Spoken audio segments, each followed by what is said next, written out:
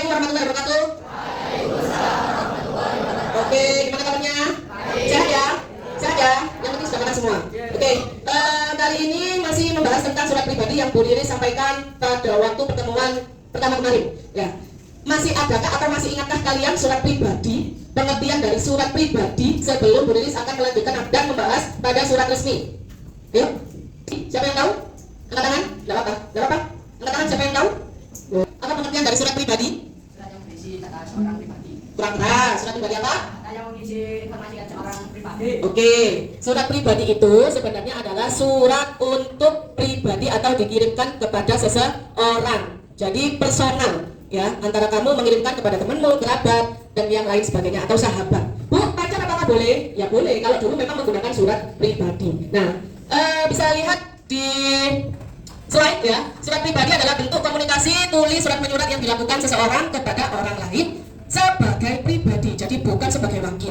Jadi nek Bu Didis misal mengirimkan surat kepada sampean, besok jangan lupa sekarang namanya surat mail atau Gmail kemarin saya bilang ya.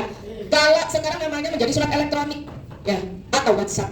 Kalau dulu surat pribadi menggunakan kertas, tulis, menggunakan perangko seperti itu. Nah, surat pribadi sendiri ada ciri-cirinya ya. Nah, tolong dibacakan.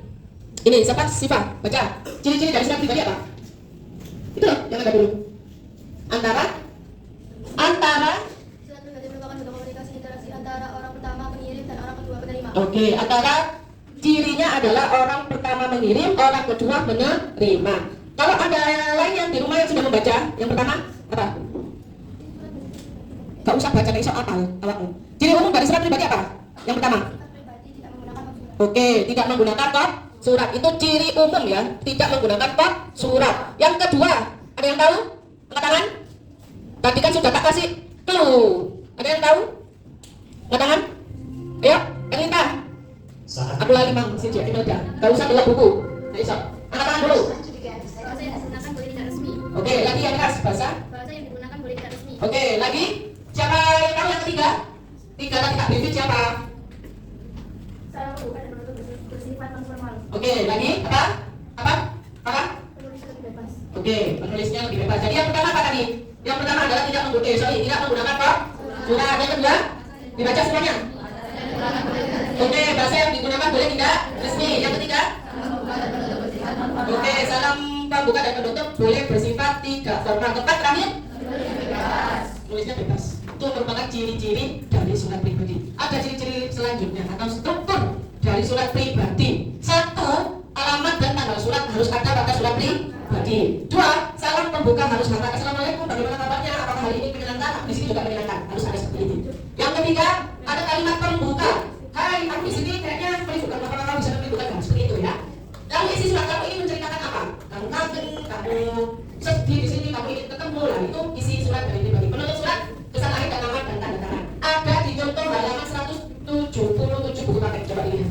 Halaman 177 buku paket. Nah, itu ya. Tadi yang pertama surat pribadi adalah cirinya tidak ada kok surat. Dua, surat pribadi menggunakan bahasa yang tidak formal apa-apa. Ketiga, surat pribadi apa? Apa tadi? Syarat pembuka dan penutup, ada pembukanya, ada penutup, pembuka isi penutup. Terus yang terakhir apa? Gambar kayak tadi. Bebas. Dan tugasmu sekarang adalah silakan membuat surat pribadi, boleh seperti contoh yang ada di buku itu. Surat pribadi untuk sebangku kalian. Misalnya apa? Membuat surat pribadi kepada apa yang membuat surat pribadi kepada apa? Di buku tulis. Tadi kan sudah tahu ciri-cirinya apa? Ya kan? Ya.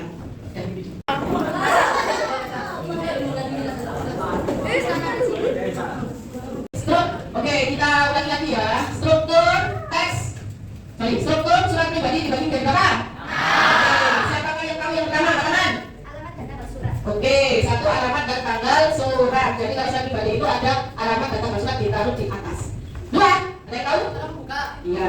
Surat pribadi itu pasti ada salam pembuka. Kayak contoh tadi sudah kasih contoh ya. Assalamualaikum warahmatullahi wabarakatuh. Apa kabar hari ini? Baik. Bagaimana kabarmu? Menanyakan kabar boleh. Yang ketiga, ada yang tahu? Pak? Pembuka paragraf. Oke, halaman pembuka paragraf boleh diberi isi atau pantun. Boleh. Kau bagaikan mentari di pagi hari, seperti aku yang merindukan. Jadi kayak gitu. Empat, oke? Isi surat. Nah, setelah kalian kalimat, membuka paragraf, lalu isi surat. Berarti kalian isinya apa? Ingin mengutarakan surat pribadi ini apa? Ke teman kalian, ke sahabat atau kerabat. Ingin bertemu atau ingin atau kangen boleh. Layan, ya memang? Iya. Surat pribadi itu pasti ada penutupnya. Oke, sampai di sini dulu. Saya mengirim surat hari ini sebagai hari ini menyenangkan. Mari kita bertemu lain kali. Terakhir, ada yang tahu? Apa ada katakan? Oke, tulis with love dengan cinta. Cukup best seperti itu. Oke, nah di sini ada yang ditanyakan masalah surat pribadi. Apakah ada kesulitan menulis surat pribadi? Oke, kalau tidak ada kesulitan karena sudah paham dan sudah mengerjakan surat pribadi, jadi bisa lihat referensi di rumah. Jadi buat 10 kata baku dan kata tidak baku. Jadi kalau menulis surat pribadi itu ada kata baku sama tidak baku. Kalau kata baku itu kata yang baik, kata tidak payah. Oke, assalamualaikum warahmatullahi wabarakatuh.